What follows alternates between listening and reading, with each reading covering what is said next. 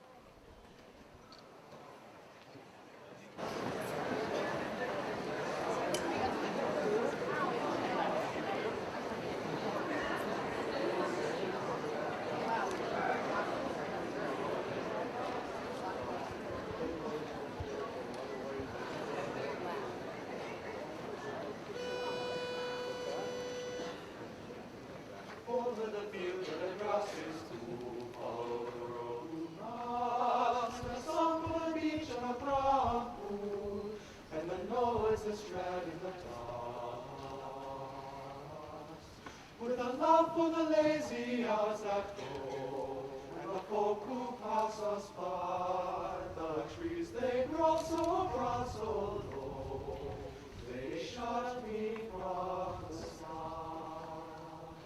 Hear me, daughters, loud and sweet, follow the road, hooray! And here's a rest for the maidens' feet, and a kiss at the close of day. And here's a cloud from the shining sea, like a white moth in the night, on the edge of the barley field, the stars will show more bright.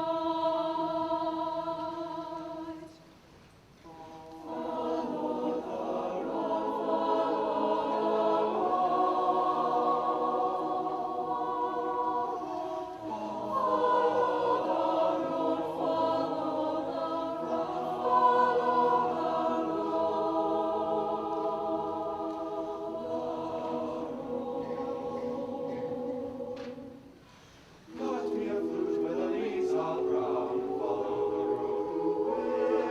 I'll dress you fair in a green gown, and a cloak that is fine and still. Your sleeve shall be of the fairest color, your shoon as red as rose. Do you think the wind which wakes at dawn will bring us a breath of the snow?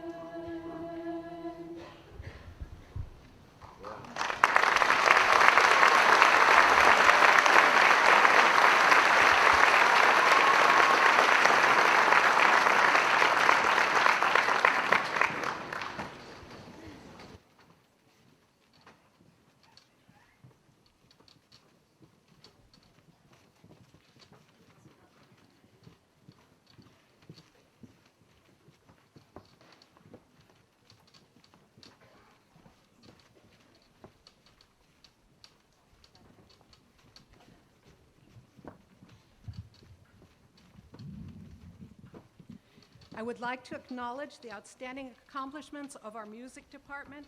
Our dedicated music faculty members have prepared our students well. Please join me in showing our appreciation.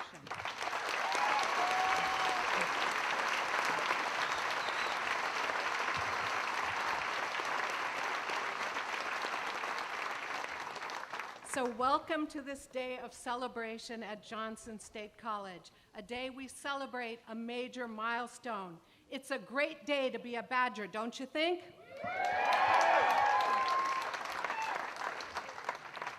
Those of you who have earned degrees and who are receiving diplomas today will soon find yourselves in various corners of our region, our nation, and our world.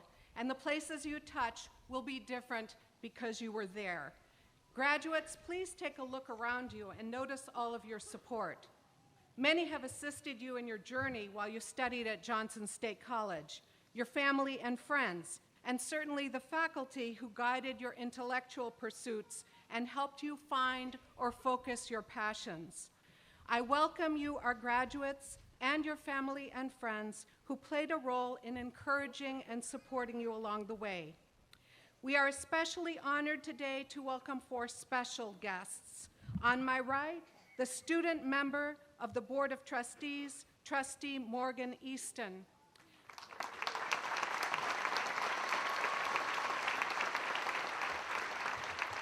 And seated to my left, Lieutenant Governor David Zuckerman.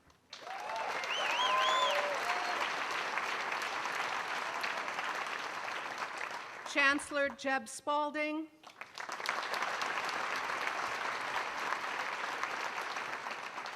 And commencement speaker, Senator Bernie Sanders.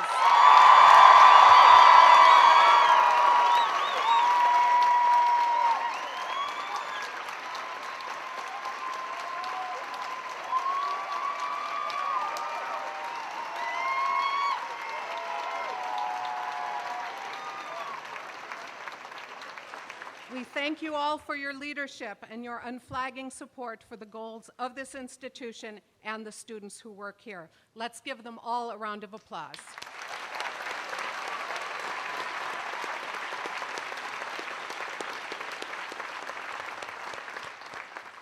Also joining us in our celebration today are deans and many of our esteemed faculty members and staff, both on stage and in the audience, who have made a difference in your experience at Johnson. Will my colleagues please stand and be recognized?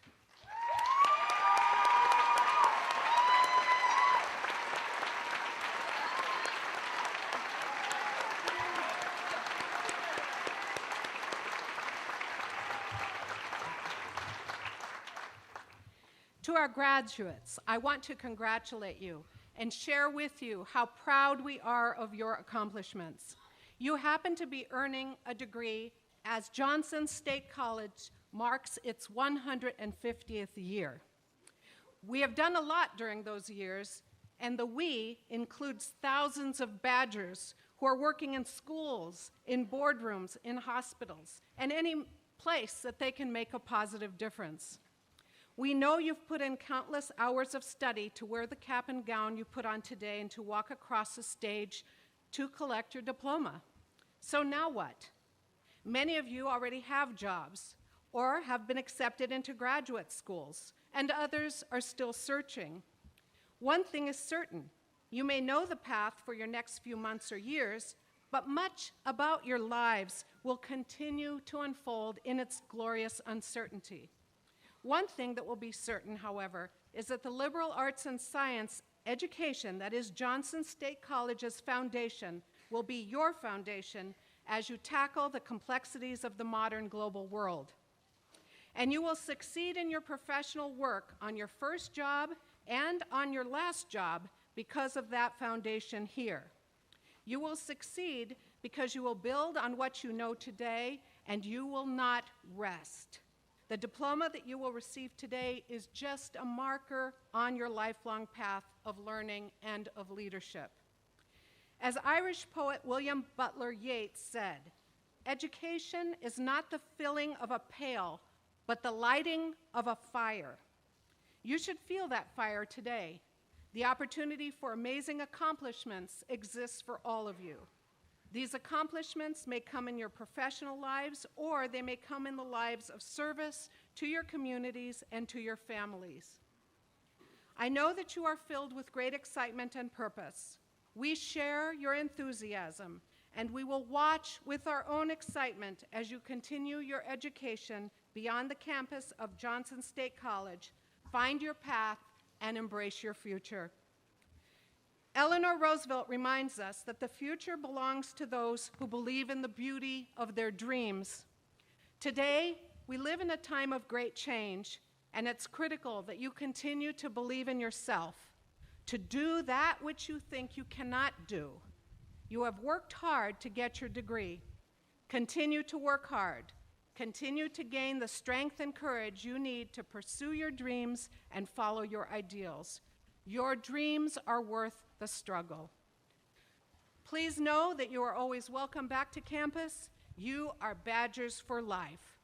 Thank you, congratulations, and go Badgers!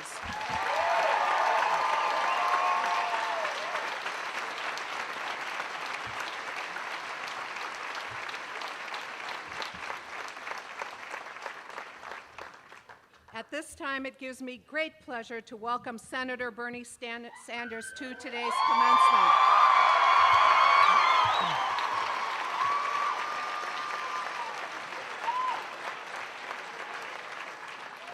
Senator Sanders is serving his second term in the U.S. Senate after winning re-election in 2012 with 71% of the vote. His previous 16 years in the House of Representatives make him the longest-serving independent member of Congress in American history.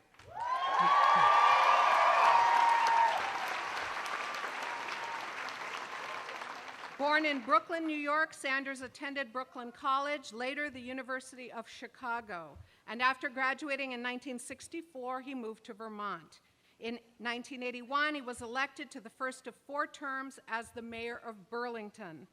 Throughout his career, he has focused on the shrinking American middle class and the growing income and wealth gaps in the United States.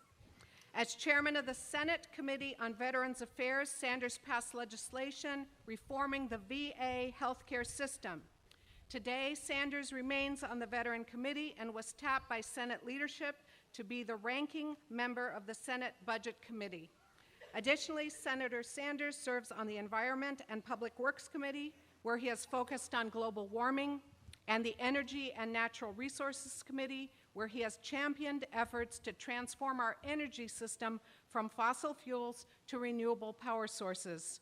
Finally, he serves on the Health, Education, Labor, and Pensions Committee, where he has fought for greater access to affordable health care and improved education programs from pre-K to college. Please join me in welcoming Senator Bernie Sanders.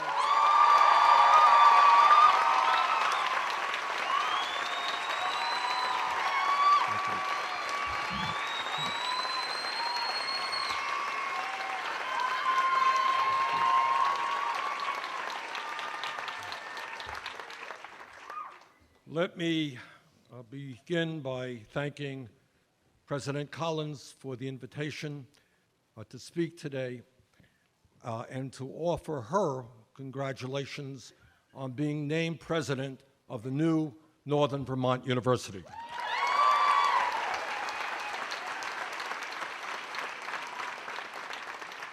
Next summer, when Johnson State merges with Lincoln State to become Northern Vermont University, the 2 campuses will be able to offer more courses, more student services, and learning opportunities, and I'm absolutely certain that merger is going to be a great success for the students and for the people of the state of Vermont.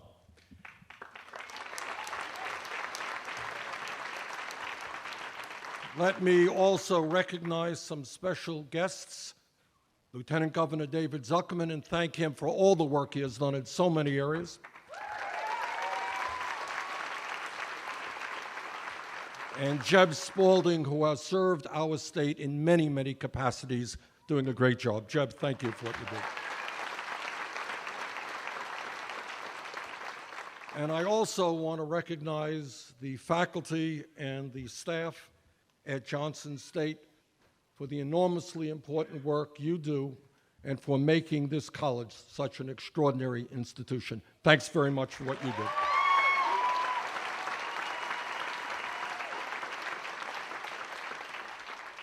Let me acknowledge the parents who have struggled with their sons and daughters, who have figured out how to pay the bills, and who have stood by your kids.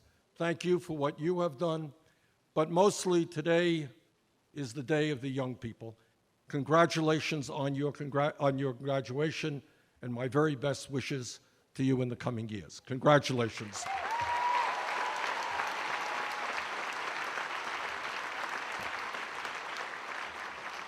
Let me also state on a personal note that Johnson State has been an important part of my family. My oldest son, Levy, went here for a while, played on the basketball team. My oldest daughter, Heather, went here as well.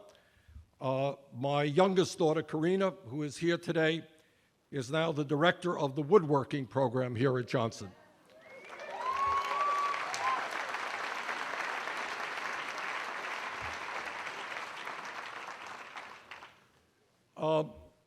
Let me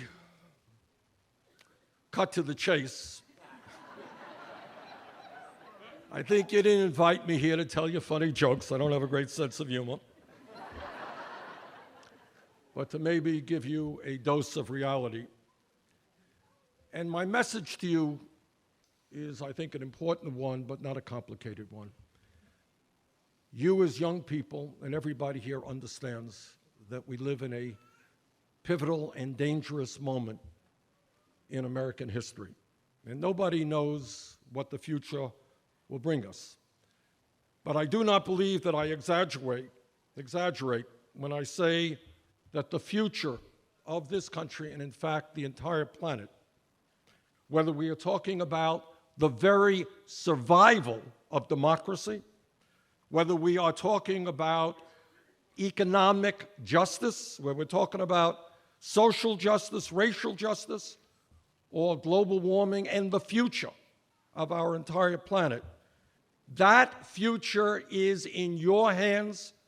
It is in the hands of your generation, not only in this country, but all over the world.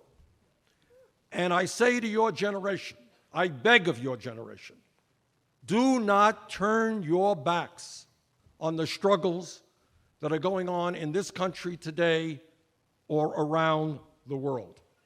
And I say to you, if there was ever a time in history for a generation to be bold and to think big, to stand up and to fight back, now is that time.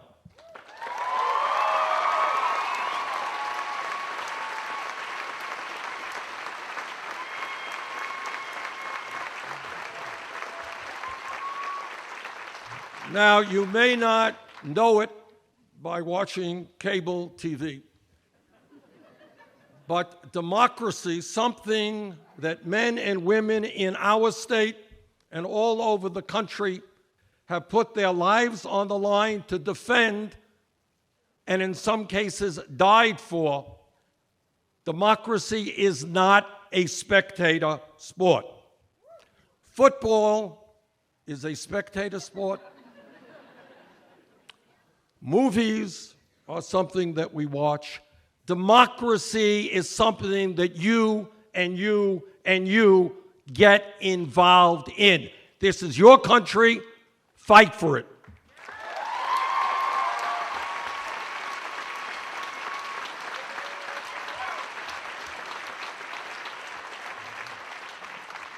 To paraphrase the great abolitionist Frederick Douglass, freedom is not given to anyone. It is taken, it is fought for. This country and our planet today face enormous crises. I have no doubt that these crises can be successfully addressed if you become involved in the political process, if you are prepared to defend this country in every way. If you do that, if you roll up your sleeves and get involved, we will succeed. But if you do not, and if you allow very wealthy, powerful, greedy special interest to dominate what goes on in this country, I worry very much about the future not only of our nation and the world, for future generations. Now, let me tell you something that you're not going to see on TV and something that you're not going to hear from many other members of Congress. That's why they invited me here. And this is what my fear is. And again, it is not widely talked about. and the reasons why it is not are fairly obvious. My greatest fear about the future of our country, and in fact, the world, is that we are moving radically and rapidly in the direction of oligarchy. Do you all know what that means? What oligarchy means? What oligarchy means is where you have a small number of very wealthy and powerful people who control not only the economy, not only the media, what you see here and read, but also the political life of this nation. And this is happening not only in America, it is happening all over the world. Globally, the top 1% now own more wealth than the bottom 99% of the world's population. Globally, 8 individuals, 8 billionaires, own more wealth than half of the world's population, 2.7 billion people. In other words, while billionaires are competing with each other about the size of their yachts or how many mansions they have, millions of children every year die from preventable illnesses, and hundreds of millions live in abysmal poverty with filthy water, terrible housing, and terrible education for their kids. In our country, over the last 4 decades, there has been a massive shifting in wealth from the middle class to the top 1/10 of 1%, not 1%, 1/10 of 1%. Today, the top 1/10 of 1% now owns as much wealth as the bottom 90%. Today, the top 1% earns more income than the bottom 52%. So what we are seeing is a nation in which the very, very rich get richer, middle class continues to shrink, and 43 million people, many of them here in Lamoille County, all over our state, live in poverty and in some cases, desperate poverty. The problem, though, is not just economic injustice. The problem is not just a rigged economy. The problem is not just that 6 multinational media conglomerates control 90% of what we see here and read. The problem is also a corrupt political system in which big money interests are able to spend hundreds and hundreds of millions of dollars from a handful of families to elect candidates at the federal and state levels who end up representing the wealthiest and most powerful people in this country.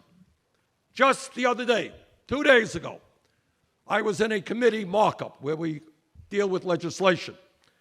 And I introduced an amendment that would lower the cost of prescription drugs in this country, one of the major problems that we have. People cannot afford the outrageously high prices from the pharmaceutical industry.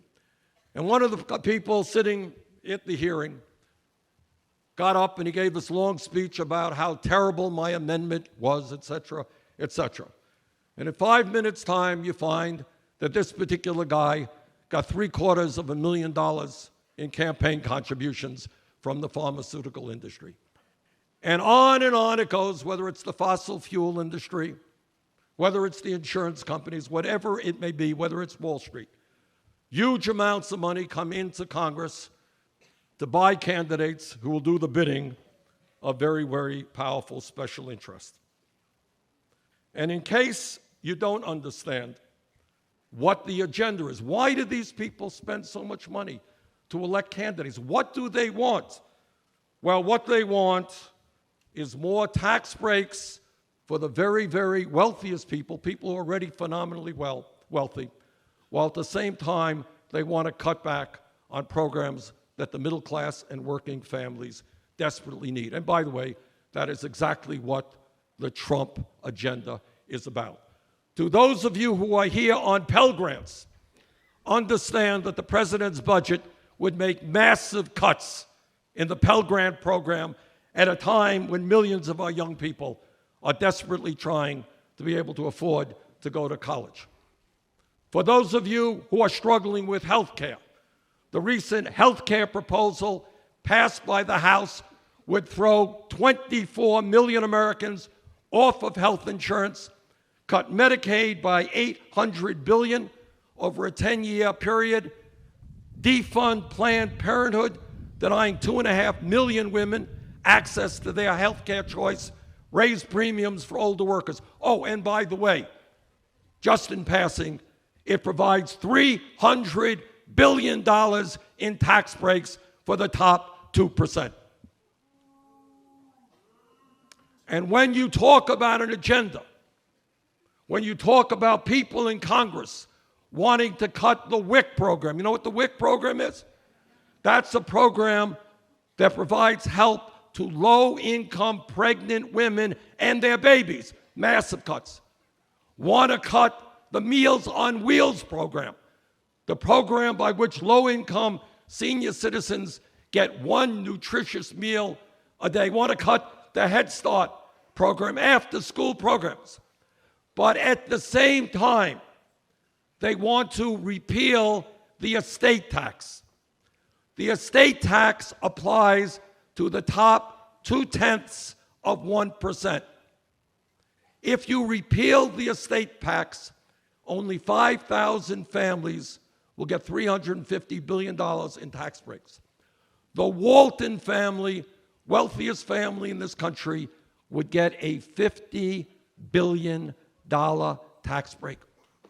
Koch brothers family, $30 billion in tax breaks, and yet presumably we do not have the resources to end the disgrace of having the highest rate of childhood poverty of any major country on earth.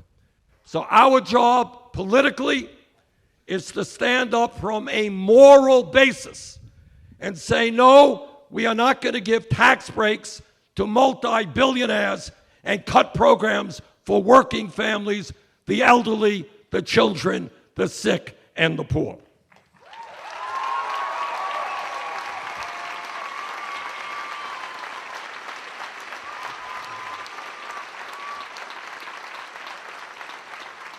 But I say to the young people, it's not only important that we fight back, it's important that we think big and have an ambitious agenda trying to develop the country that we know we can become. Right now, as many of you know, there's a civil war going on in Congress regarding health care. Do we repeal so-called Obamacare? My view is we're going to fight as hard as we can not to repeal it. We're going to improve it, not repeal it. But what all of you should know is you are living in the only major country on earth not to guarantee health care to all people as a right. That must be our goal.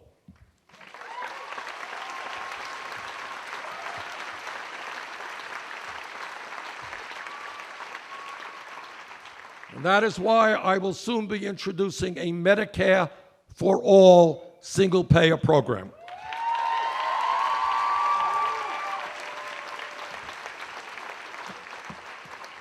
If we were here 10 years ago and somebody jumped up and they said, Bernie, the federal minimum wage of $7.25 an hour is a starvation wage, we should raise it to $15 an hour, the person next door would have said, you're crazy because you can't double the minimum wage. You're thinking too big. You're too radical. And yet, because of the courage, and this is how change takes place, this is how you can make change. Because of the courage of workers in the fast food industry who went out on strike and who told the country, working at McDonald's or Burger King, they can't make it on $7.25 or $8 and $9 an hour. As a result of their efforts all over this country, there is legislation pending, legislation that has passed, and I'm going to introduce legislation in Congress to raise the minimum wage to a living wage, $15 an hour.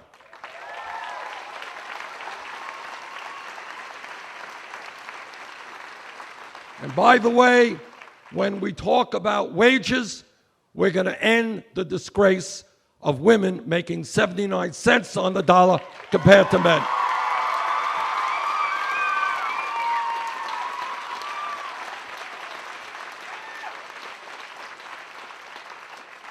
And here is another issue that should be of interest to the students and the parents and the faculty and staff here today. We live in a highly competitive global economy. Everybody knows that. We will not succeed today or in the future unless we have the best educated workforce in the world. And there was a time, 25 years ago, we were number one in terms of the percentage of our people who graduated college. But today, because of soaring college costs, we are number 11. Not acceptable.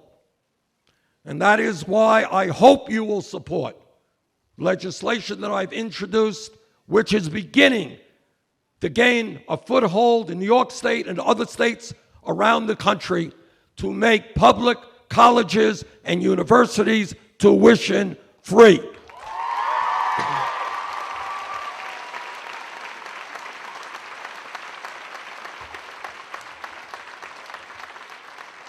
And in addition, to end the outrageous level of student debt which exists in this country right now.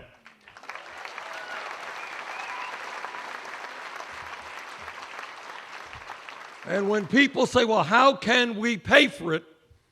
Because it is an expensive proposition.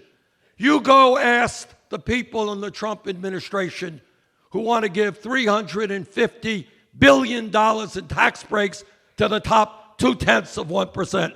Yeah, we're not going to give them tax breaks. We're going to start asking them to start paying their fair share of taxes.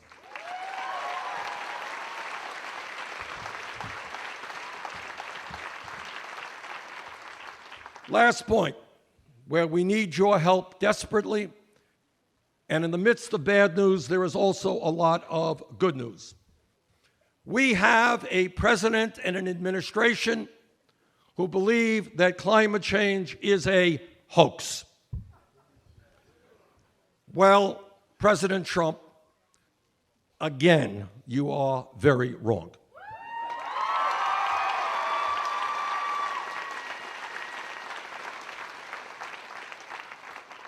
Climate change is not a hoax.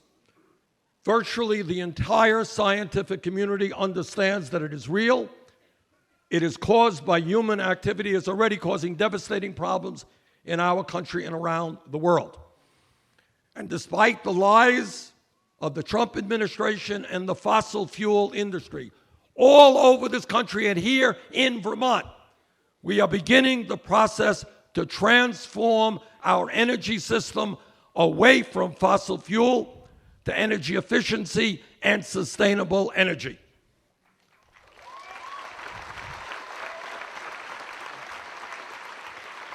We are making progress, but we have much more to do. 100 years ago, the great genius, Nikola Tesla, predicted that electricity could be free, that it would be free. We are moving in that direction, but we need your help. Solar now is the cheapest form of electrical generation in the world. Price of solar panels plummeted by 80% in the last decade. Iowa gets 40% of their electricity from wind. Texas is producing some of the cheapest electricity in this country from wind. We are making progress, but for the sake of our kids and our grandchildren, and I have 7 beautiful grandchildren, we have got to stand up to the fossil fuel industry, this administration, and tell them that the future of our planet is more important than the short-term profits of the coal industry or the oil industry.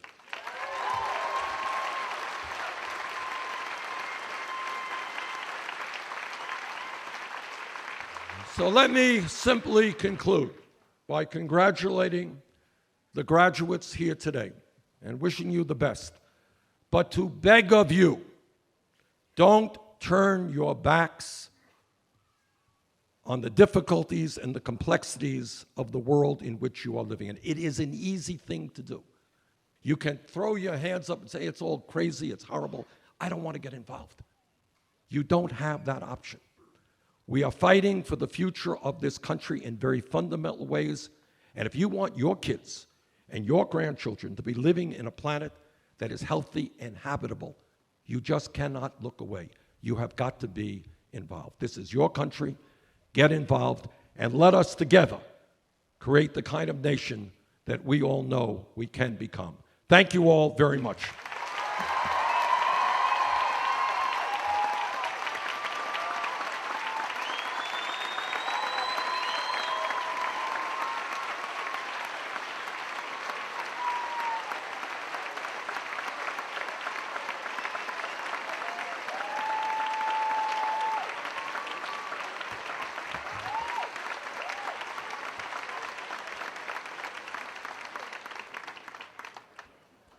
Thank you, Senator Sanders. It has been the custom at Johnson State College commencements to invite students to serve as speakers. Today, we continue that tradition, and it's my pleasure to introduce our first speaker, Brittany Chick. Brittany is a campus-based undergraduate student from New Jersey. Brittany is receiving her bachelor's degree in political science. Brittany?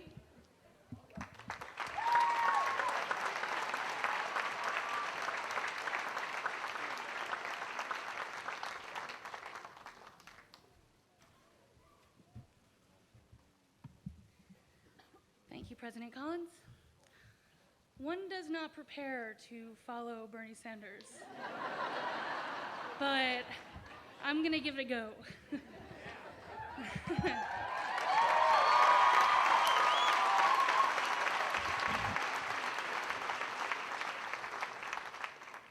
Professors, faculty, friends, and family, thank you for being here to witness the graduation of the class of 2017. Welcome all. Welcome all races, all religions. Welcome all countries of origin. Welcome all sexual orientations, and welcome all gender identities.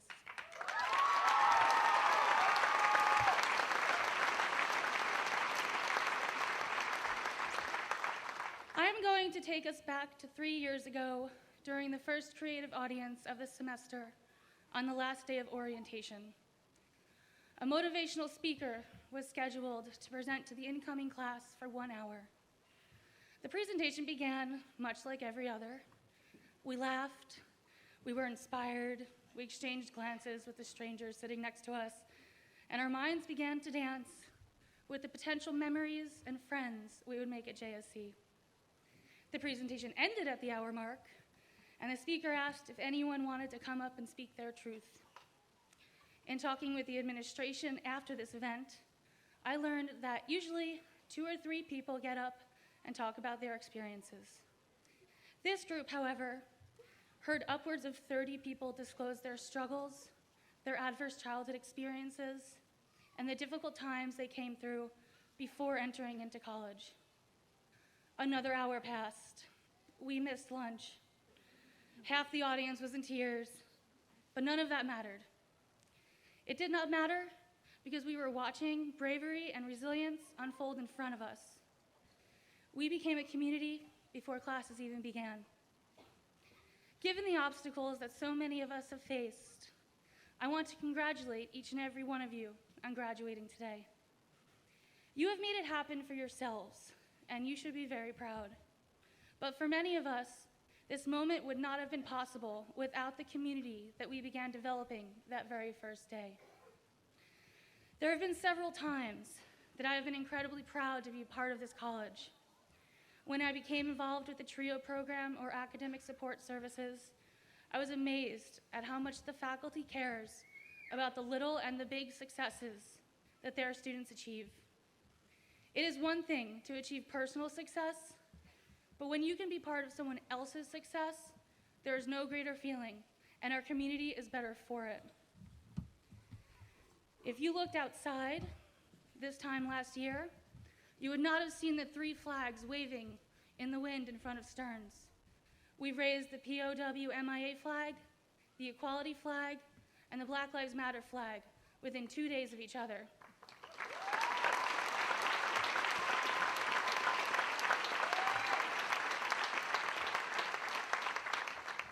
At a time when people around the country are losing their rights and living in fear, professors, administration, students, and staff gathered around those flagpoles to express our support for inclusiveness and choice. At former Governor Peter Shumlin's farewell address, he said, "When the rest of the country is at its worst, Vermont is at its best." Those words rang true for me on that day as I stood shoulder to shoulder with all of you. When you listen to Vermont legislators today, there's a constant worry that young people are not staying in Vermont. Well, I grew up in New Jersey, and now, in my baby-making years, I choose Vermont.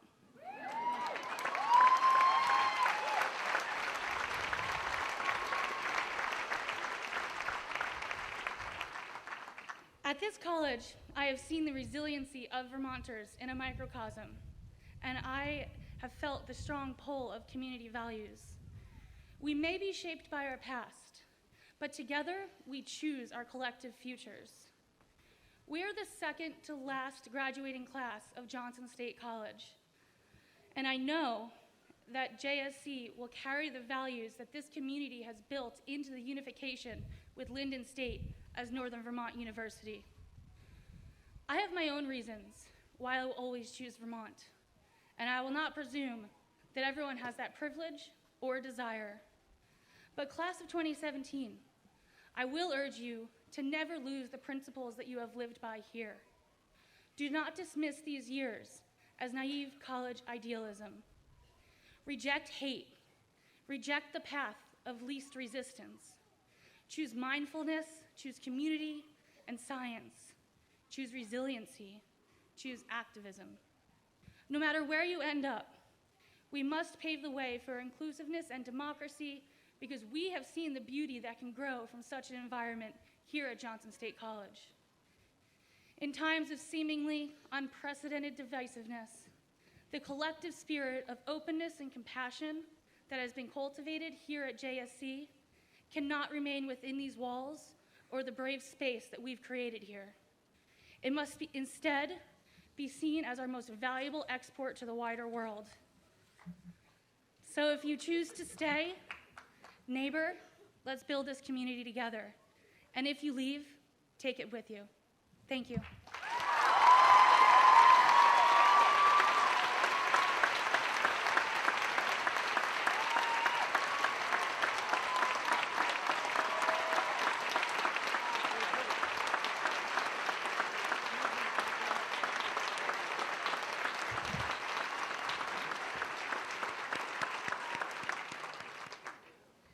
Thank you, Brittany. Our second speaker, Jennifer Carr, an EDP undergraduate student, hails from Marlborough, Vermont. Jennifer is receiving her bachelor's degree in professional studies. Jennifer?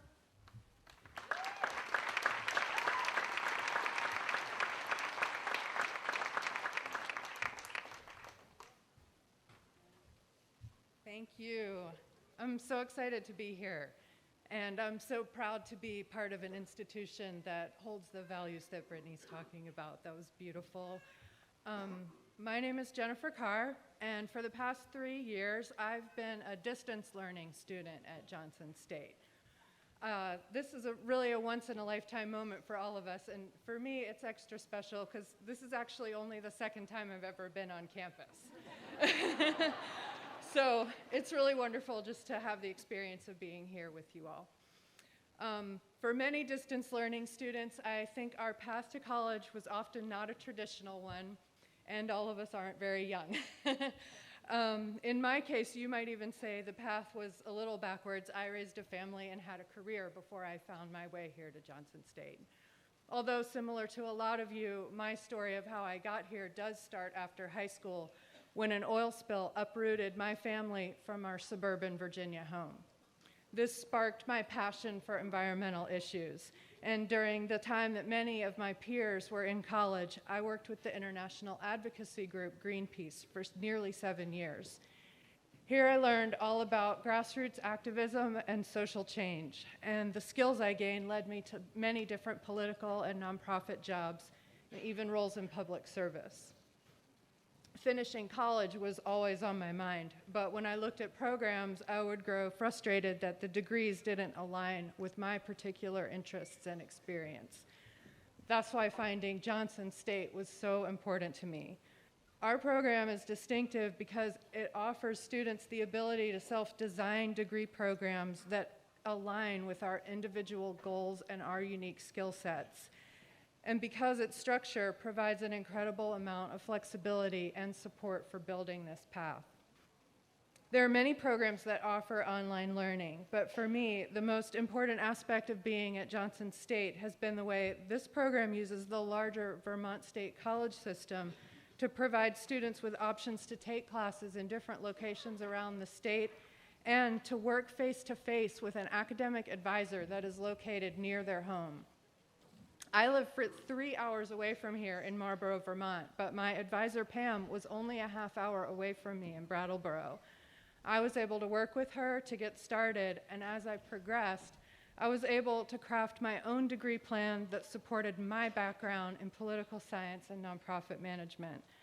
This has been incredibly exciting and empowering because I've been able to root my learning in my own interests and my personal experiences. But even though my path was individualized, I couldn't have developed it alone. As a student, I needed someone who could help me translate what I wanted to do into an academic framework, and I needed someone that would help me make sure I would hit all the requirements for a college degree. It's a complex process, but it works because Johnson's figured out how to provide this one-on-one support around the state. It's a pioneering approach to education. And while I could go on and on to you all about how great my particular path was and how well it suited me, my story really isn't all that unique. One of the most inspiring things about this program has been seeing how other students blended their background and interests to create degrees that supported their own experiences and passions. My classmates included people who are running child care centers and starting community health clinics. They are teaching and managing child abuse prevention programs. They're working in healthcare management. They're serving as emergency medical technicians. They're writers, and they're advocates for social and racial justice. And these are just a few examples. There are many other students who also found the support they needed to bring their personal vision to reality through their work with Johnson. In addition, while a big part of the flexibility of distance learning is the ability to take online classes, students in this program can also attend in-person classes at different locations near their home, as well as weekend and intensive classes that helped us keep up with our careers. And if particular classes we wanted weren't in the Vermont system, we could even work with other institutions to make sure we got exactly what we wanted out of our education. And contrary to a lot of stereotypes about online learning, many of our classes got us off the computer and out into our communities. For example, in my world religion class, I connected with diverse faith-based institutions in my town and then brought this experience back to share with my classmates in the online forum. This way of approaching distance learning means that as students, we are not isolated, but that we are connecting broadly in the world around us and to the experiences of people from all over who are also in our classes. I think this is why when I came to this campus for the first time only a few weeks ago to attend convocation, and today, standing here with all of you at our graduation, I don't feel separated. Instead, I'm part of a community that is greater than just my own individual pursuits. It's so thrilling to now have a college degree. Woohoo! Yeah. But today, thanks to the creative approach of this program, I really have even more than that. I have a degree that is uniquely my own, And I have a fresh perspective on how we can participate and how we can engage in society and how we will build the connections and the community that are vital to creating a better world. This is such a big part of what I will take away from my experience here at Johnson State. So thank you. Congratulations. Think big, like Bernie said, think big.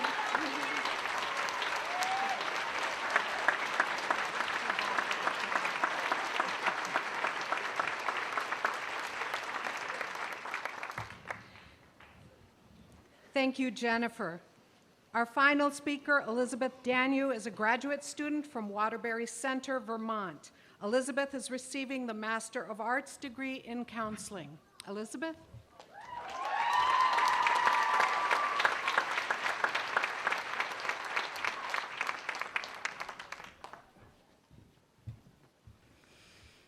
Good morning. Oh, good afternoon. You are all a fabulous looking audience. So, good afternoon to family and friends who have come to support their loved ones on this exciting day. Greetings to Senator Bernie Sanders, our professors, staff, and my JSC peers. I am honored to be here to represent the Johnson State College master's programs in education, fine arts, and counseling. I earned my Bachelor's of Science here at JSC through the external degree program in 1994. So when I decided to explore a master's in counseling program, I was not surprised to find just the right fit here at Johnson. For the past 30 years, I have been a special educator, a preschool teacher, and a kindergarten teacher. I currently am a wife, a mother, a volunteer in my community, and most importantly, a follower of Christ. What I discovered in my years as a kindergarten, oh yeah, woo! What I discovered in my years as a kindergarten teacher at Websterville Baptist Christian School is the parents were sharing their hurts and frustrations. Many of them were looking for a counselor for their child, for their marriage, for their family. I felt a pull to get my master's in mental health counseling and start a new career. 50 is a great time to start a new career, don't you think?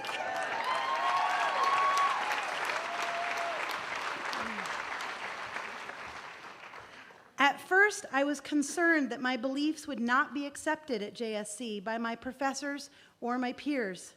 I wanted to learn how to integrate psychology, theology, and spirituality into my counseling practice in an ethical, sensitive, respectful, and effective way. As I studied and questioned, discussed, and explored, I found that here at Johnson, we are all encouraged to discover who we are as counselors and guide our clients from a theoretical point of view that embraces our individuality as well as the individual needs of our clients. My peers and I learned to embrace our similarities and our differences. We learned from each other as much as we learned from our teachers and textbooks. I am so thankful for the support, knowledge, and acceptance I found with my peers, my professors, and at my internship. I want to thank my mom and my husband and my children for their emotional support, and all my friends and colleagues for their encouraging words along the way.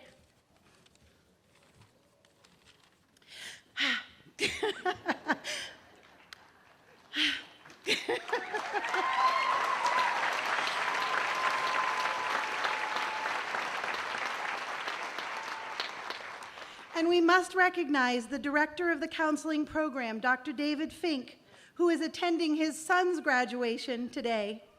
For the last 28 years, he has been a teacher, a mentor, a guide, and an advisor to many of the JSC counseling graduates.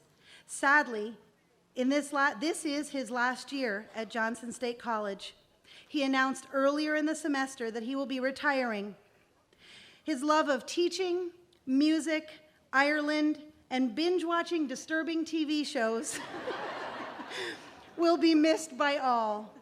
With his colleagues, he has shaped this program, and we all will be better counselors because of him. Please.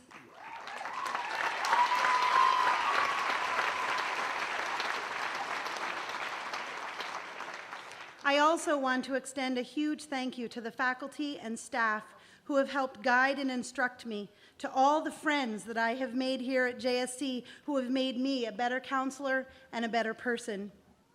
To all the graduates, go, create, educate, guide, and discover ways to make the world a better place. Congratulations to you all.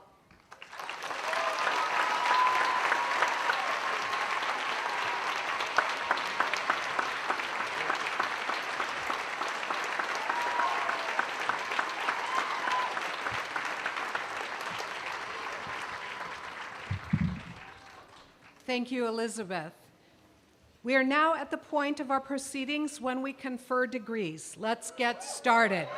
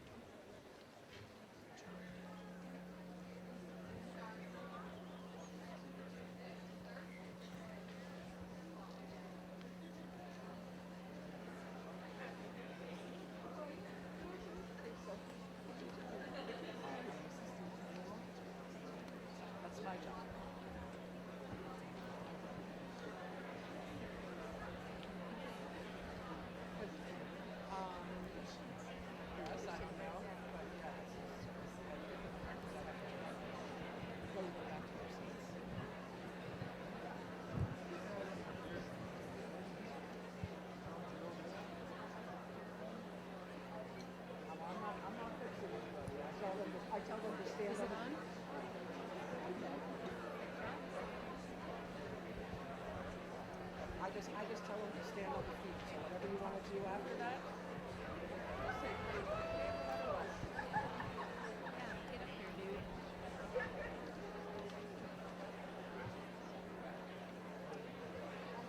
Sharon, just come up here.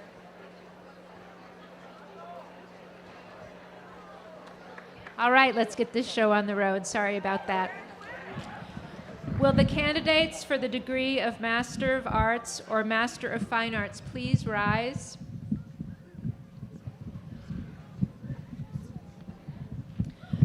President Collins, I have the pleasure of presenting these candidates for the degree of Master of Arts or Master of Fine Arts. Through the authority of the Board of Trustees of the Vermont State Colleges, I confer upon you the degree of the Master of Arts or Master of Fine Arts as appropriate in each case, with all the rights, privileges, and honors, as well as the responsibilities and obligations appertaining thereto.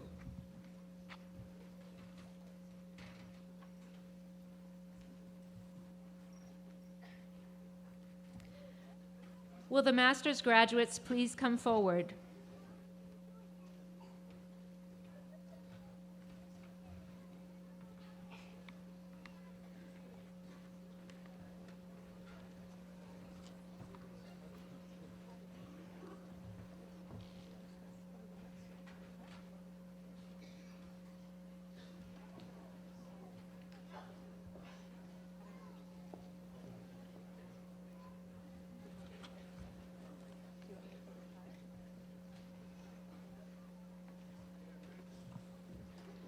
Celeste Patricia Burston.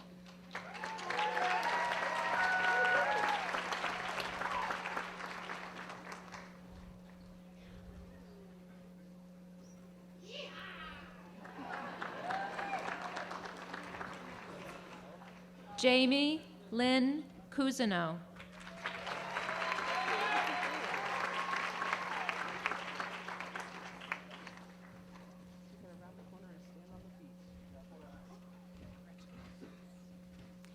Patty Dansereau.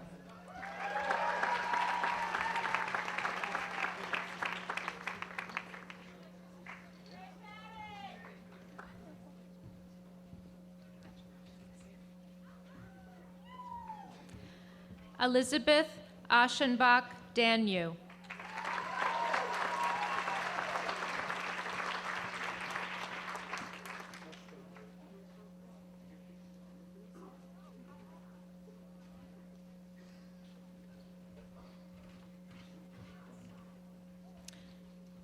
Georgia Dennis DeVries.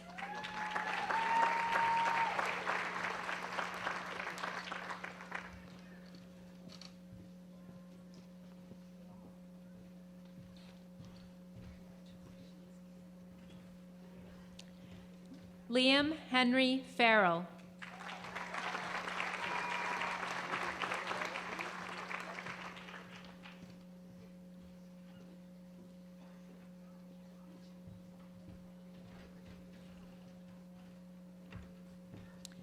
Melanie Fotu.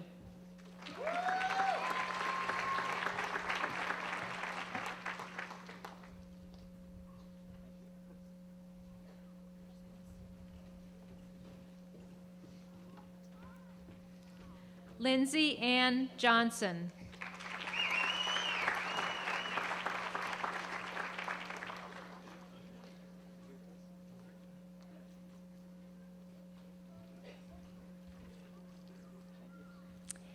Caitlin L. Laterno.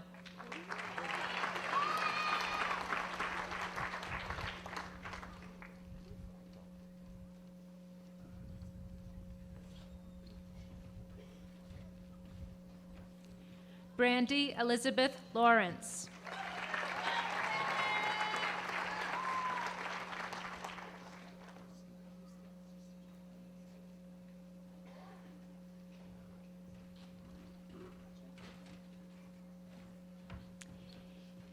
Amy Marr. Amy Marr. Sorry.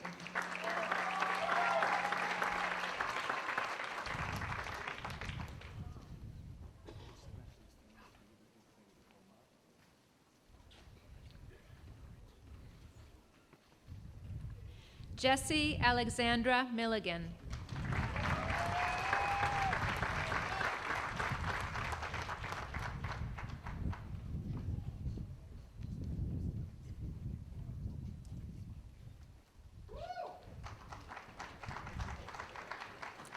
Caitlin Morrissey.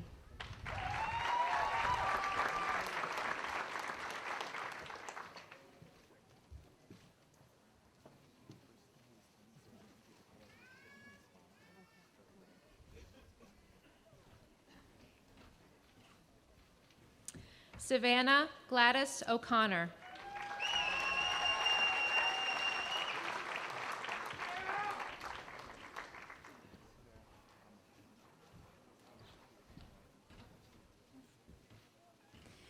Catherine Elizabeth Place.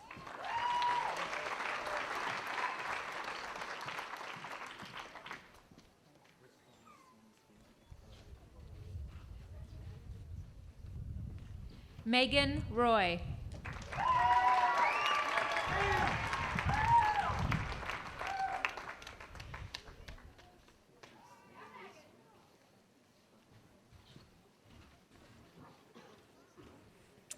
Caitlin Rumrill.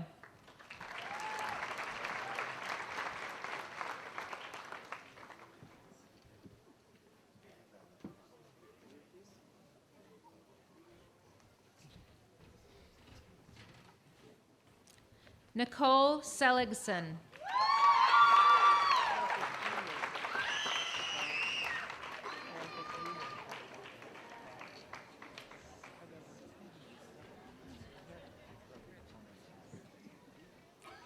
Benjamin B. Sklarski.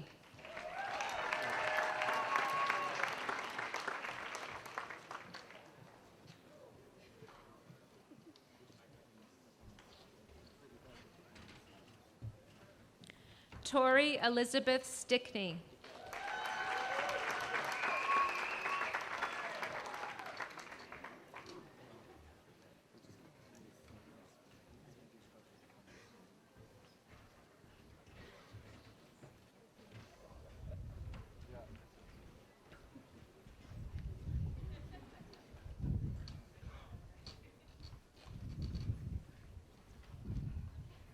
Judith Watt.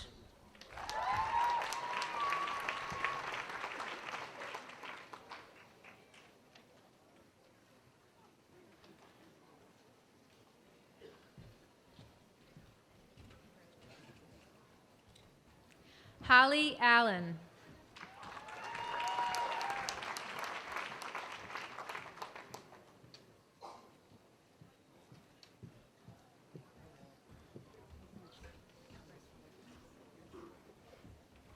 Ashley Elizabeth Chamberlain.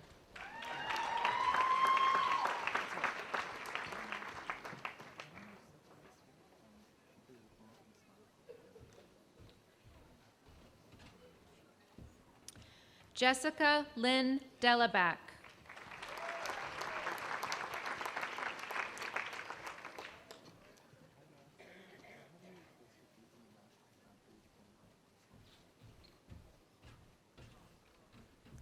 Lawrence Hanover.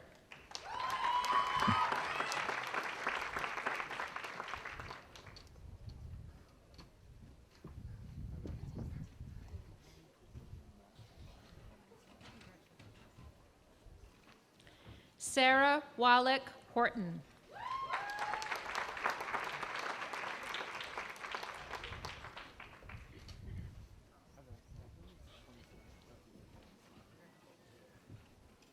Amy Beth Gus Howe Johnson.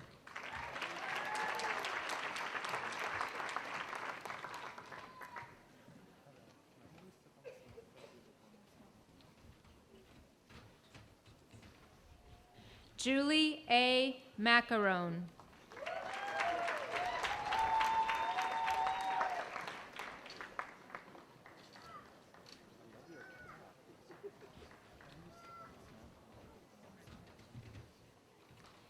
Minda Moskowitz.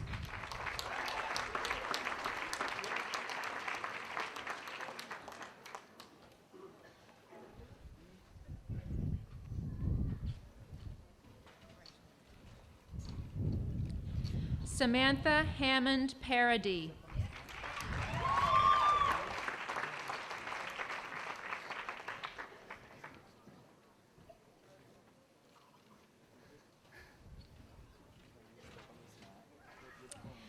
Danielle Rose Rassiopi.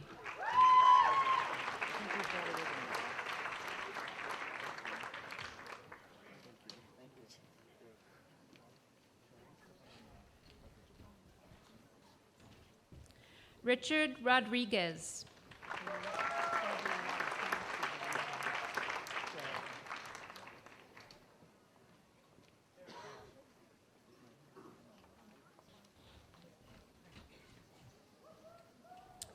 Casey Brooke Weisberg.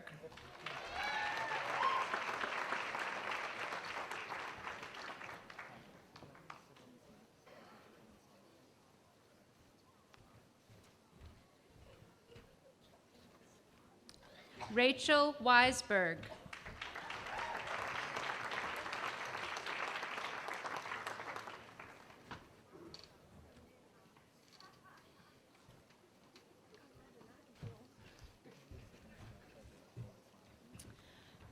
Darcy Woodruff.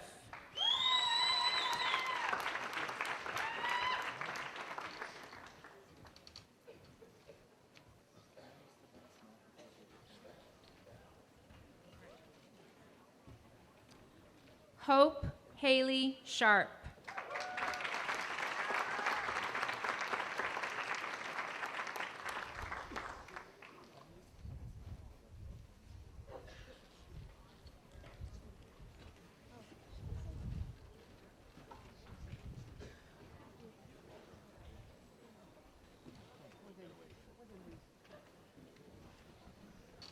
Congratulations, you may be seated.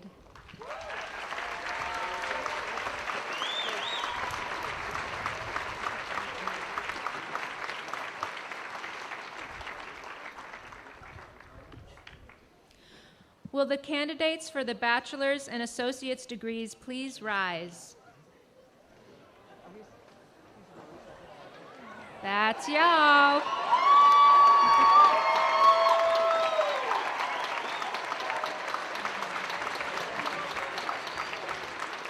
President Collins, I have the pleasure of presenting these candidates for the degrees of Bachelor of Arts, Bachelor of Science, Bachelor of Fine Arts, Associate of Arts, or Associate of Science.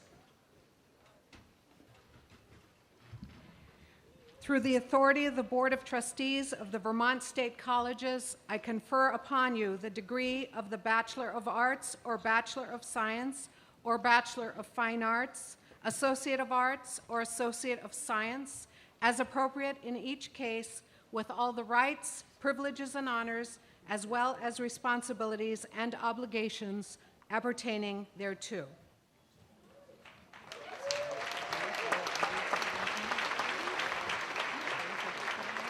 Will the bachelor's and associate's graduates please be seated?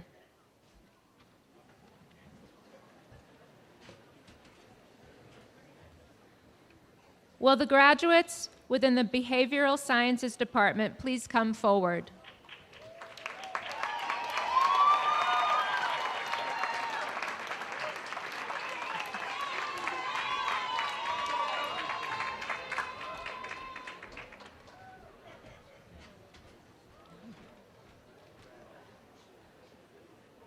Robin Alstrand.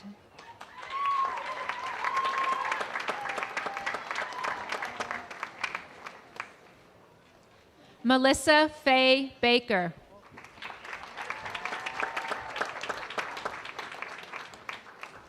Courtney Kathleen Biggins.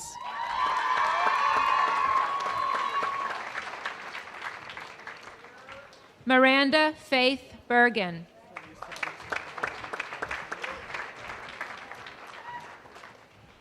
Mamie Biosa Kizzy Wa Pilalo.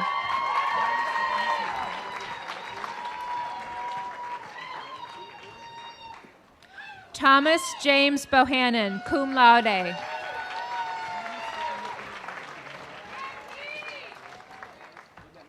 Jenna Lynn Bora, cum laude.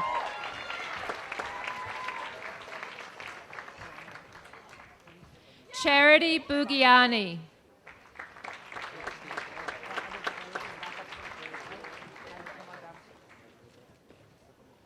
Ashley Elizabeth Button.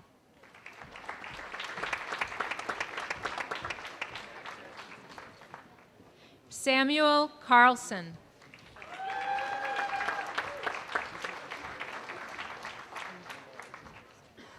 Liza M. Como.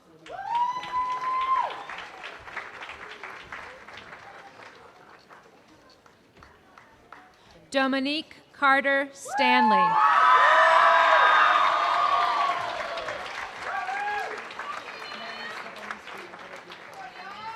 Jessa A. Denton.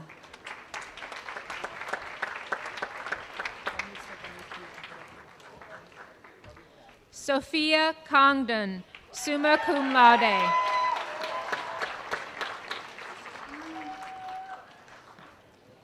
Jenny Vermel Diver.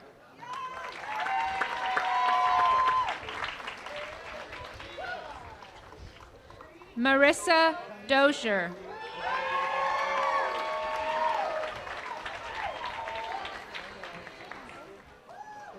Jennifer Ann Dragon.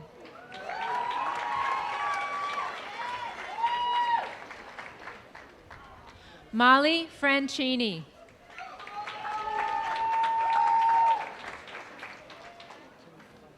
Leah Foster.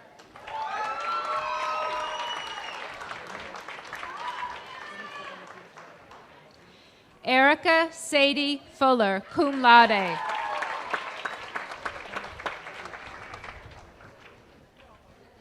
Molly Rivers Frabel, cum laude.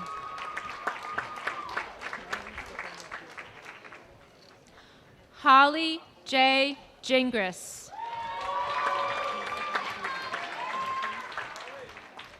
Kirsty Greeno.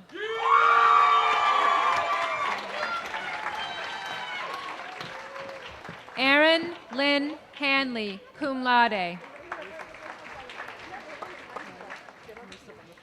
Anna Marie Hughes.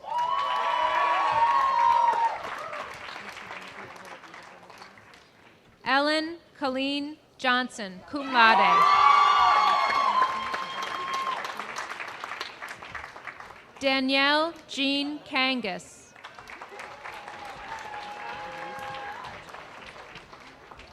Jacob Harrison Koffler.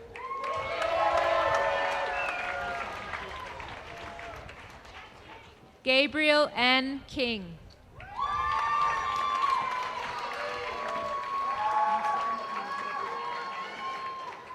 Brittany Lacoste, magna cum laude.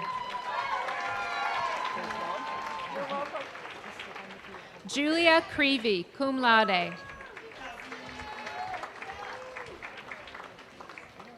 Derek Lewis, magna cum laude. Emma Jean Lee.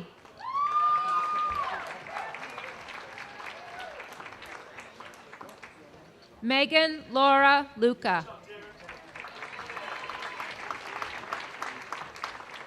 Jennifer Lowney.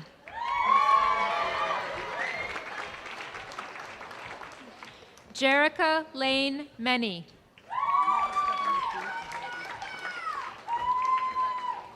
Chelsea Marie Maxon, summa cum laude. Christy Mayhew.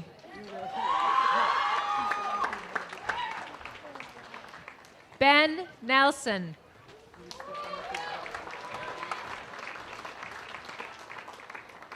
Darby Parsons. David Anthony Palandrano.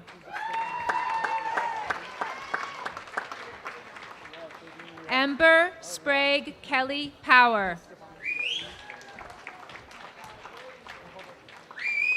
Brady Scott Rainville.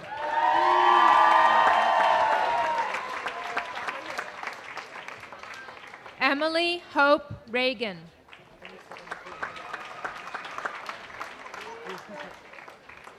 Laurel Reed Beckstead, cum laude. Cecilia Sims.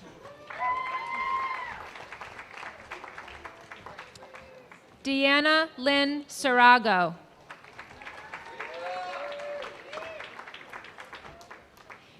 Amy L. Snyder, cum laude.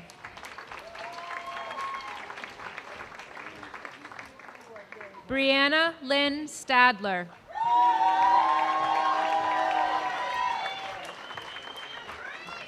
Nicole Spooner.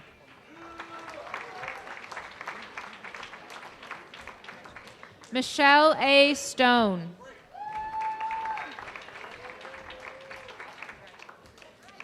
Marina Marie Turco.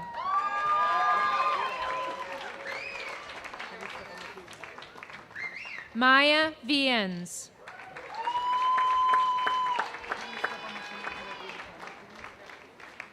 Katarina Van Workum, magna cum laude. Samantha Wetherell.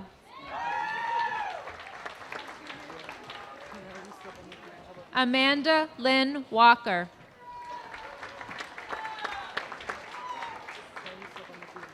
Heather Evelyn White.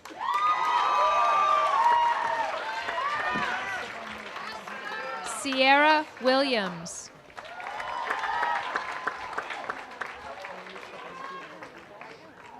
Molly Laura Wright, cum laude.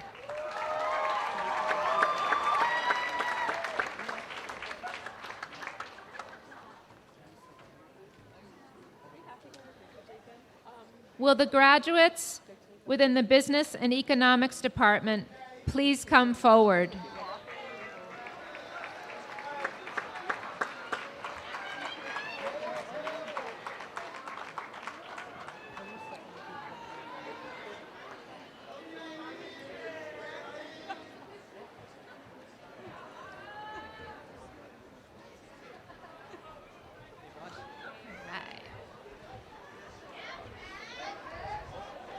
Alyssa Michelle August.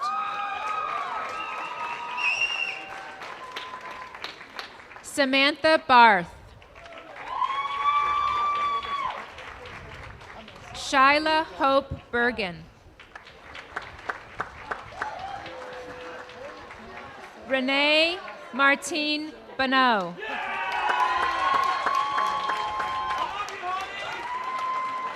Abby Elizabeth Bourne.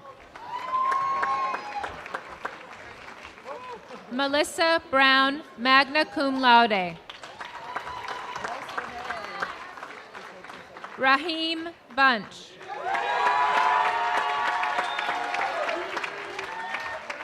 Ross C. Carpenter.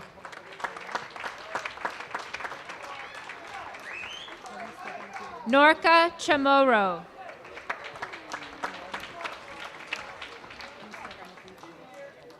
Kristen Elizabeth Connors, cum laude.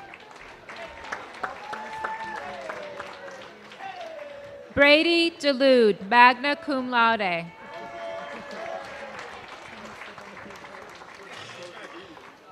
Rachel E. Funk.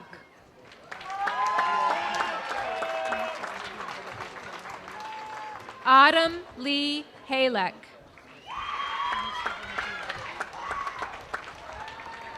Alexander White Harcourt.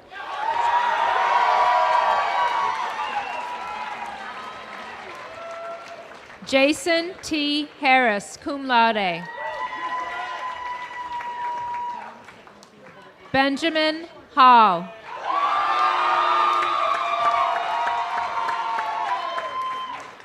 Tiffany May Rose Irish. Ashley I. Ingalls. Zachary Levy, magna cum laude.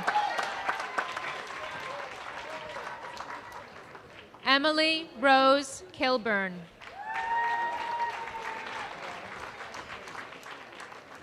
Rachel Liberty.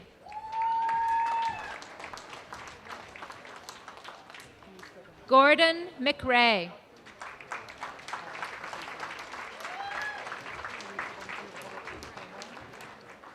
Ashley Morissette.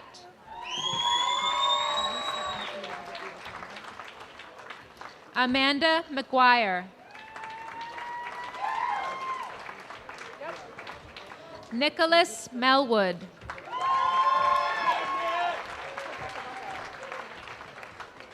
Kristen Paya.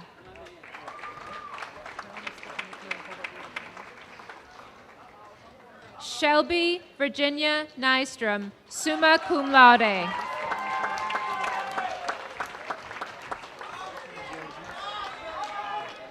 Richie Ricardo Perez.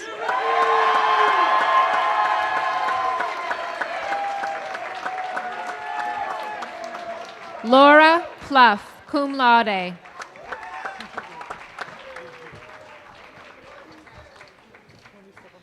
Kelsey Ray Putvane, cum laude.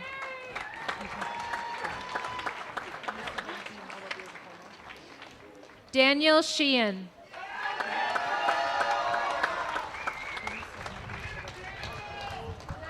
Jordan Singleton.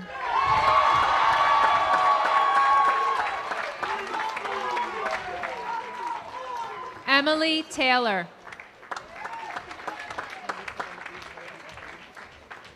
Elizabeth Grace Williams, summa cum laude. Kaylin Zangla.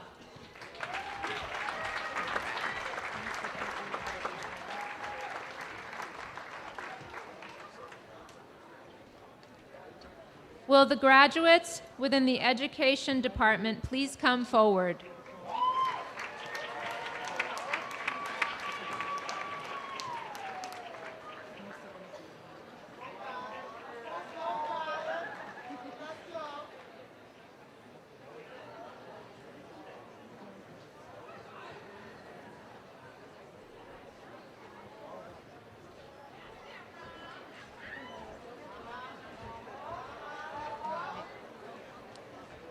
Megan Delaney Kavanaugh, summa cum laude. Emily Frazier, cum laude. Ashley Nicole Goddard.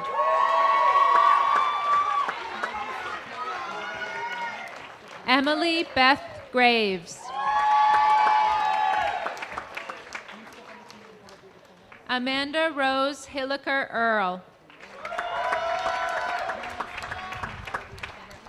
Melinda King, magna cum laude.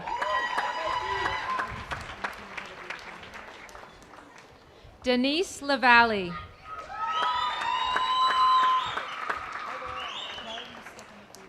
Morgan Elizabeth Locke, cum laude. Emily Taylor Marcoux. Brandy V. Mescal.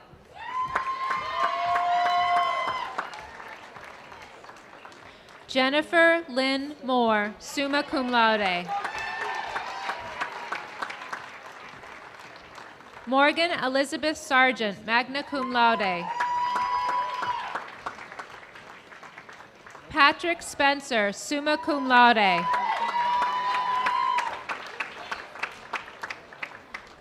Sarah Judith Voorhees.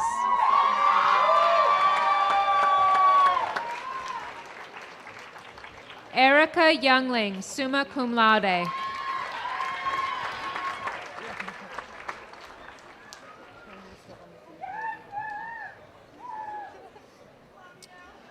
Will the graduates within the Environmental and Health Sciences Department please come forward?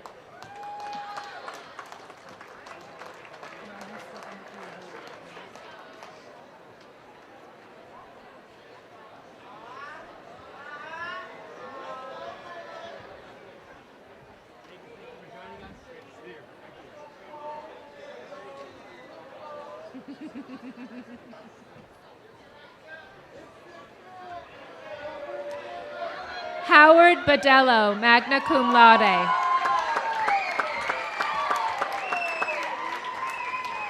Shayna Bennett, summa cum laude.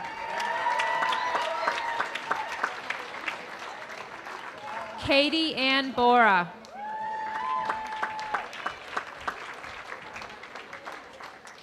Chelsea Elizabeth Cole.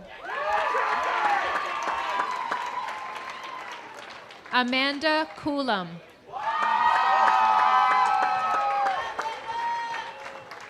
Colin Harold Dalmata.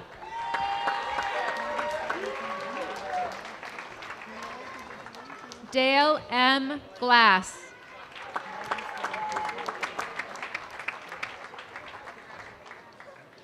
Caroline M. Hassan, cum laude.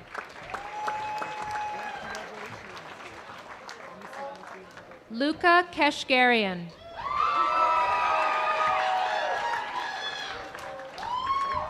Cole P. Hennessy.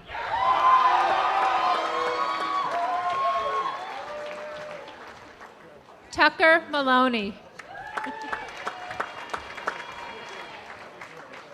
Carlene Joy Marie Marola. Heather Elizabeth Murphy, magna cum laude. Connie Lynn O'Hearn, cum laude. Ethan Spencer Page.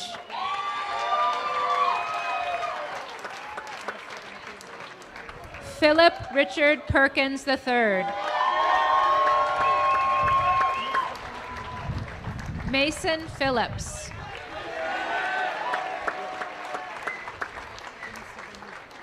Madison Lane Prescott.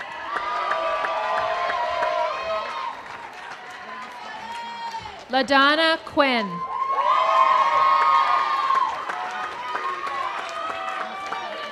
Brian Shea.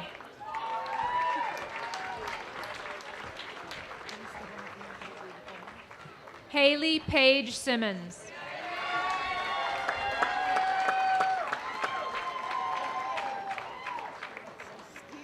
Kristen Grace Smith.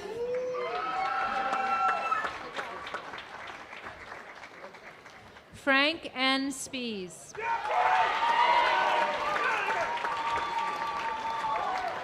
David Talley.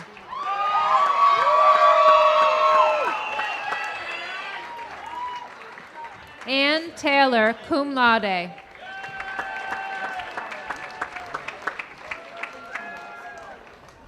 Belinda Ulloa.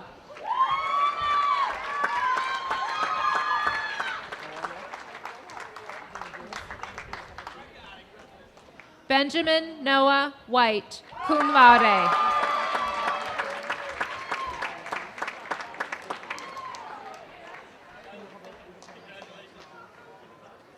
Will the graduates within the Department of Fine and Performing Arts please come forward?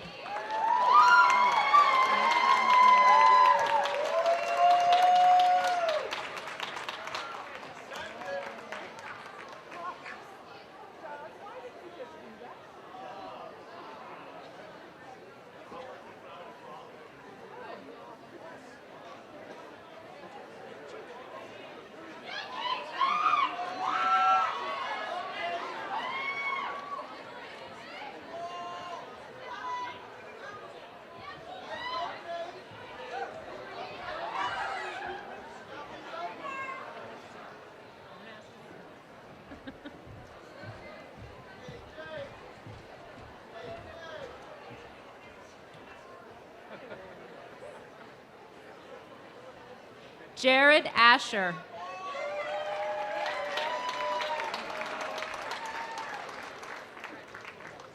Dylan B. Ballou.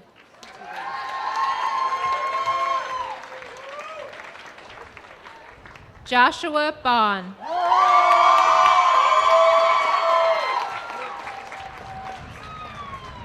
Ophelia Blair.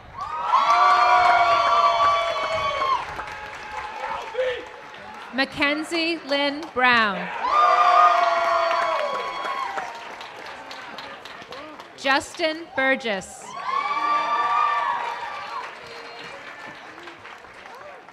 Casey Morgan DeGrina.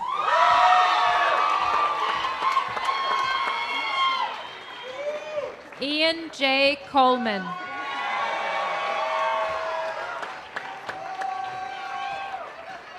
Nathaniel Garland.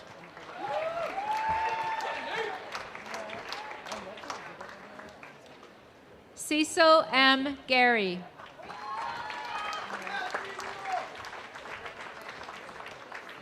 Bronte Grover. Brady Hurd.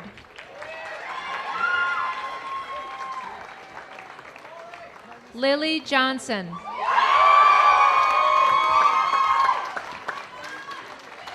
Danielle LaPearl.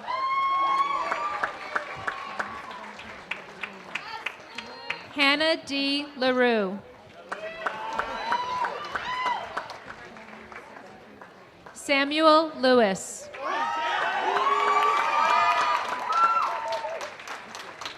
Ryan Mesha. Timothy Hilton Melville, cum laude.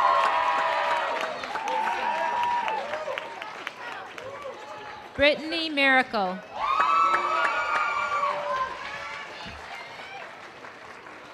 Charles Monroe.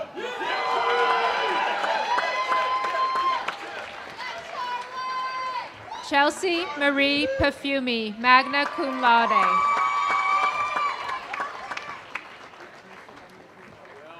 J. Thomas Joseph Palmisano, cum laude.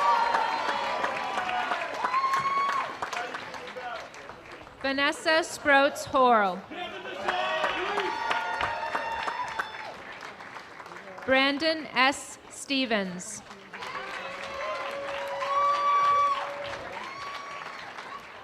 Chad Patrick Tarves. Ashley Treya.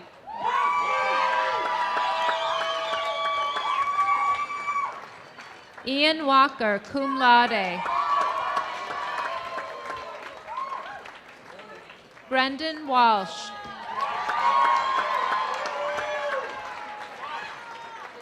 Elizabeth Grace Winchell.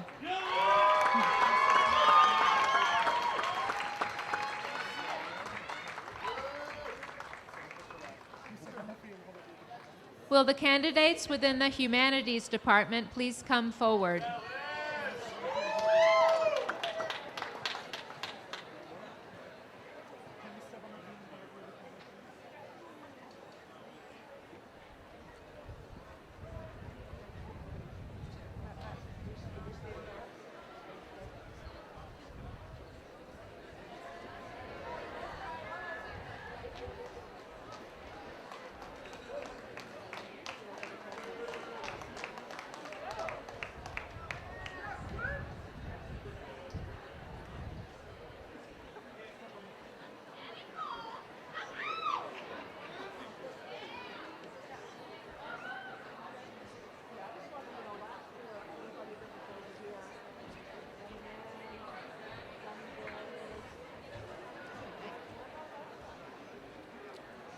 Rachel Marie Blay, magna cum laude.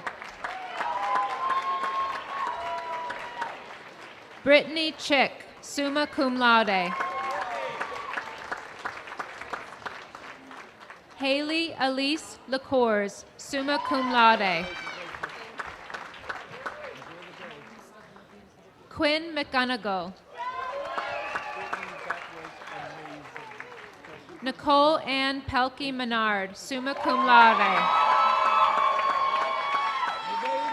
Benjamin Simone, cum laude.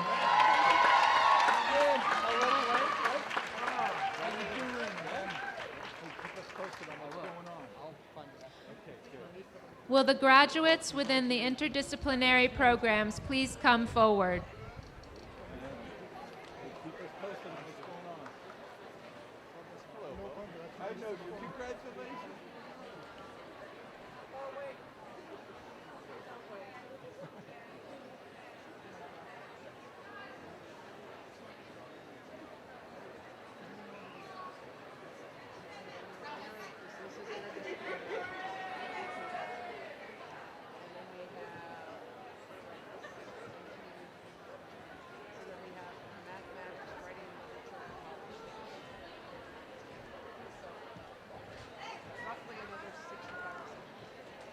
Maggie May Anderson.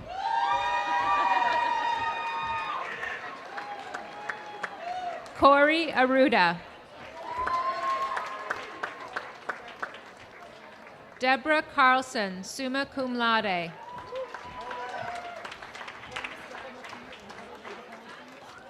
Jennifer Ann Carr.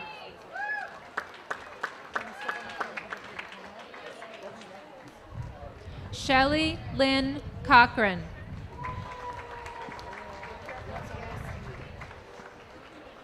Brent Colford.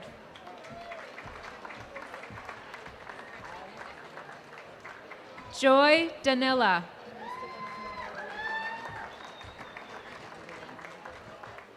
Andre Michael de Sautels. John Vito Dubuque.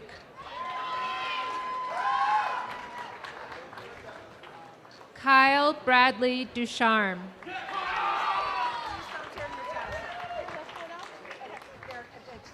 Alyssa Merlene Eversole.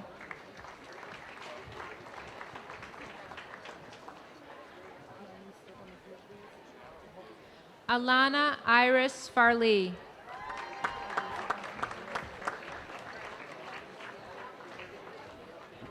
Emily Fleury.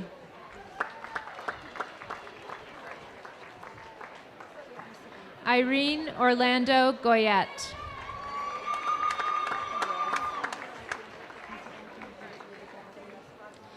Allison E. Gardner.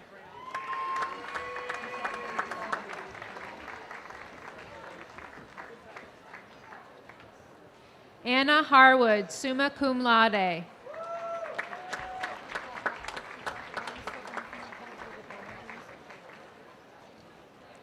Rebecca Layla Haley, magna cum laude.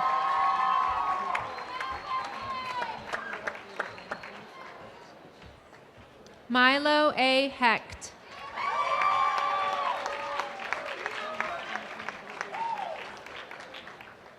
Hannah Hayes.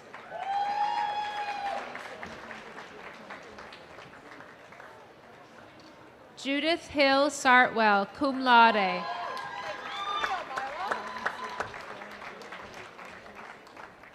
Catherine Hyrek.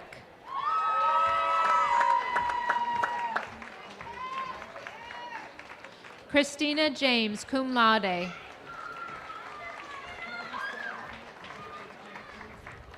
Michelle Paulette Jenny.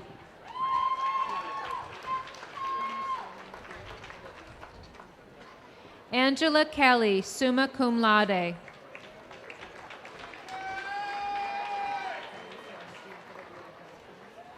Terry Bell Larry, summa cum laude.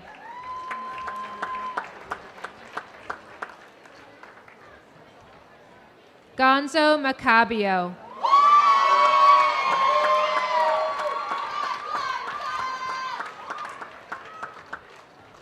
Anthony Mapes.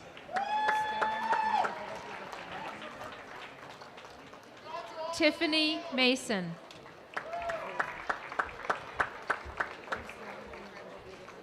Philip Jordan T. Mensa.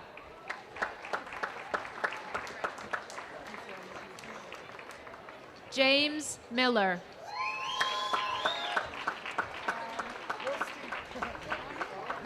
Heather M. Muscat.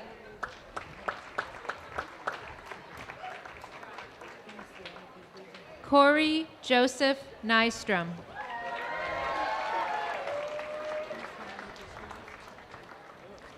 Audrey Rose Parker.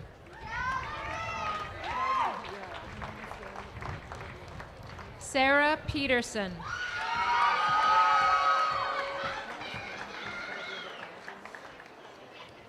Robbie Paul Phillips, summa cum laude. Michael Doran Scully.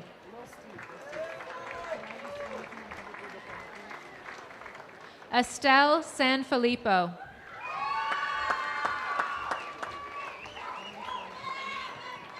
Anne Shangra, magna cum laude.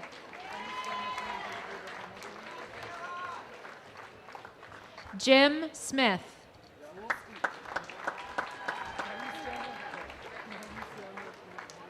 Jack Snow.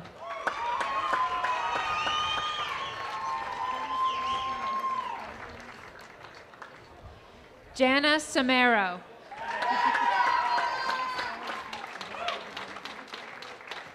Jean A. Stone.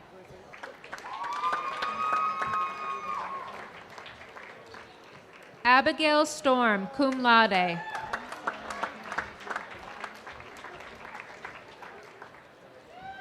Nicole Tamayo.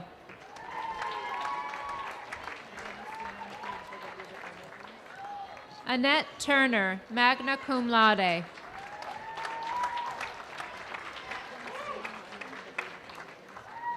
Jasmine Vondrady.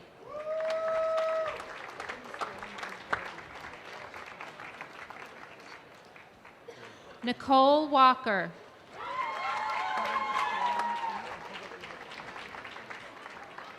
Katrina Wah.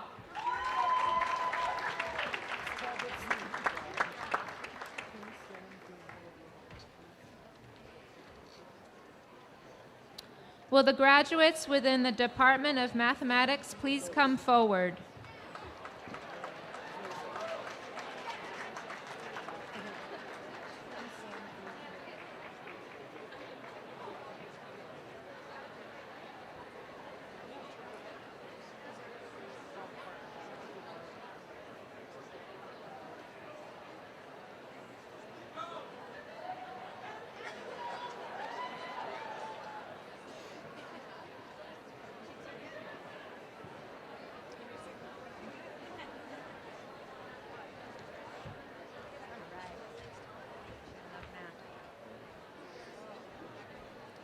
Robert Beauregard.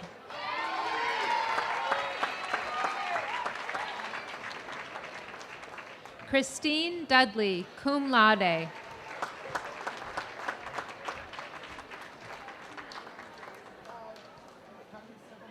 Ghana S. Rimal.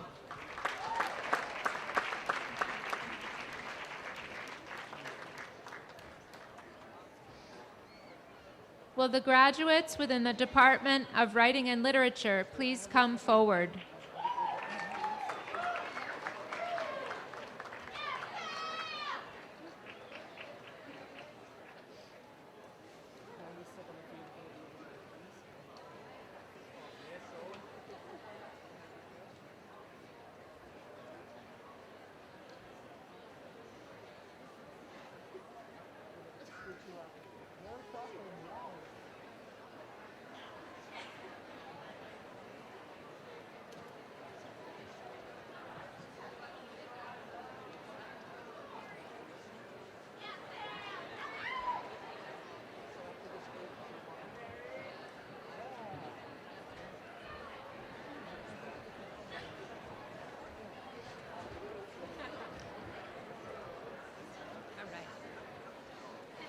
Avery James Bliss.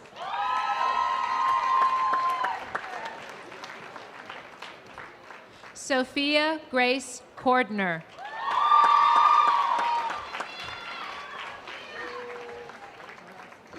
Mary Lynn Fafford, magna cum laude.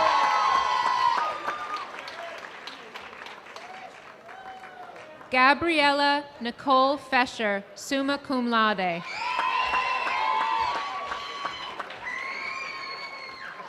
Samantha Fox, magna cum laude. Shadia Hareth.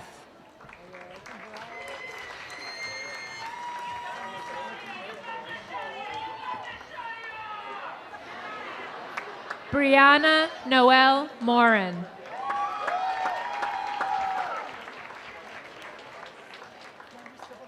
Alyssa Nicole Radcliffe.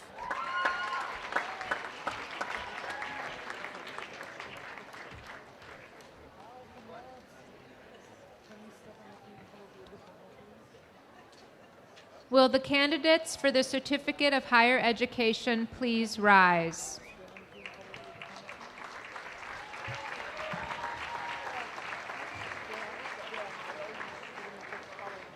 President Collins, I have the pleasure of presenting these candidates for the Certificate of Higher Education.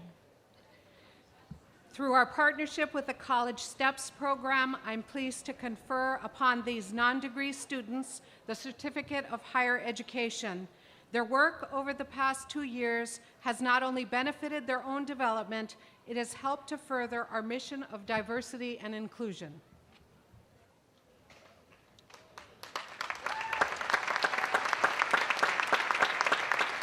Will the Certificate of Higher Education candidates please come forward?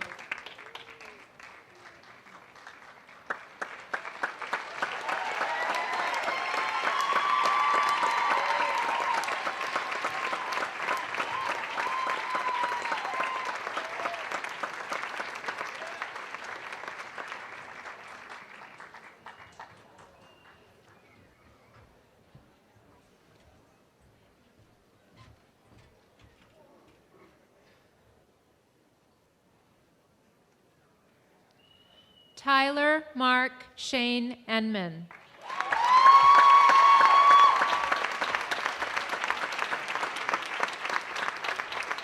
Malia Hayder.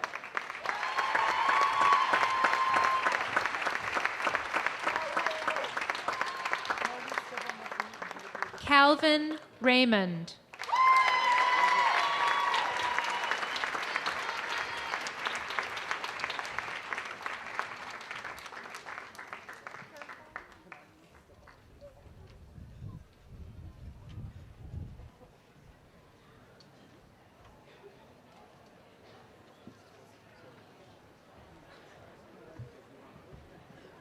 There's one final group I'd like to recognize. These students not only completed the requirements for one major, but burned the midnight oil, completing requirements for the double major.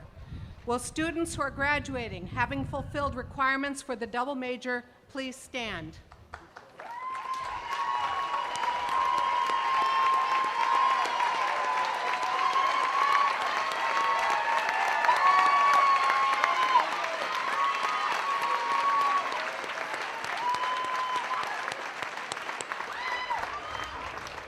What a wonderful accomplishment. Congratulations to you. So a few final words for the graduating class of 2017. Please keep our core values close to your heart as you go out into the world. They'll serve you as core tenets for a successful and happy future. I'll take just a few minutes to share the 6 values that as a set reflect Johnson State College's ideals and commitments. Be purposeful in continuing your own intellectual growth and development. Remain open to diverse points of view. Recognize the inherent dignity and worth of each individual. Accept responsibility and obligation with self-discipline. Support your communities through service to others. And remember to share and celebrate your well-earned successes along the way. At this time, will all graduates please stand?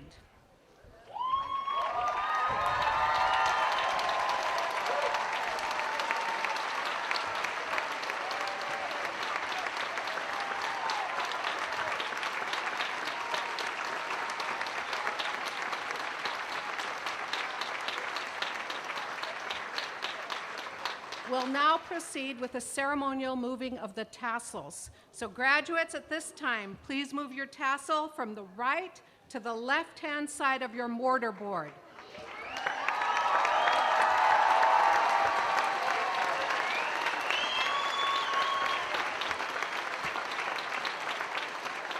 Ladies and gentlemen, it is my pleasure to present Johnson State College's graduating class of 2017.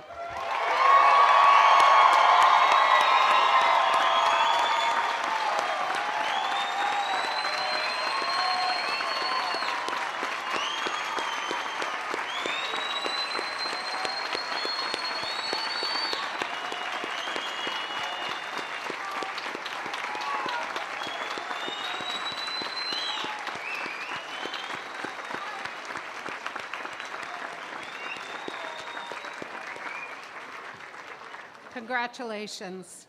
And at this time, I invite all of you who are able to remain standing to stand and join the Johnson State College Chorale in the singing of the Alma Mater.